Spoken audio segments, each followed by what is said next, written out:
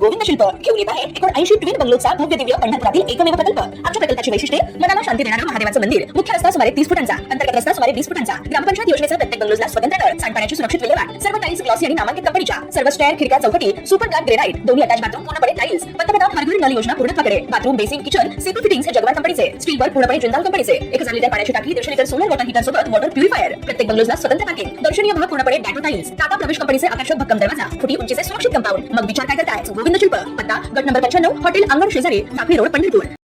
रायगड जिल्ह्यातील औद्योगिक शहर खोपोलीत आज सकाळी धक्कादायक आणि घृणास्पद घटना घडली।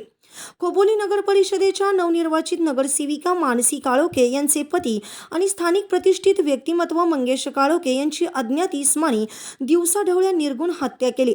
ही घटना संपूर्ण जिल्ह्यात खळबळ उडवणारी ठरली असून पोलीस सध्या राजकीय वर्तुळातून तसेच सुपारी हल्ल्याच्या शक्यतांकडे लक्ष देत तपास करीत आहेत। मिळालेल्या माहितीनुसार मंगेश काळोखे सकाळच्या सुमारास आपल्या मुलाला शाळेत सोडण्यासाठी घराबाहेर निघाले होते। मुलाला सुखरूप शाळेत पोहोचवून परत येत असतानाच वाटेत दबा धरून बसलेल्या हल्लेखोरांनी त्यांना गाठले। काळ्या रंगाच्या संशयास्पद चारचाकी गाडीतून आलेल्या 3-4 अज्ञात हल्लेखोरांनी त्यांची दुचाकी अडवली आणि काही क्षणातच तीक्ष्ण हत्यारांनी वार केले।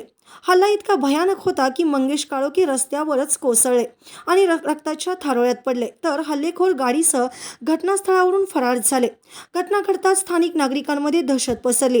खोपोली नगर परिषदेच्या निवडणुकीत मानसी काळोखे यांनी नुकताच विजय मिळवला होता। या निवडणुकीच्या निकालाचा राग, राजकीय वाद किंवा कुटुंबातील दबाव यामुळे हा हल्ला झाला असण्याची प्राथमिक शक्यता पोलिसांनी व्यक्त केली आहे। स्थानिक चर्चेत ही हत्या सुपारीवरून केली गेल्याची चर्चा आहे। घटनेची माहिती मिळताच उपविभागीय पोलीस अधिकारी आणि गुन्हे अन्वेषण शाखेच्या पथकाने घटनास्थळी धाव घेतली। मृतदेह शवविच्छेदनासाठी शासकीय रुग्णालयात पाठवला असून तर पंचनामा पूर्ण करण्यात आला। घटनास्थळी आणि परिसरात अतिरिक्त पोलीस बंदोबस्त तैनात करण्यात आला असून शहरात छावणी समान वातावरण निर्माण झालंय।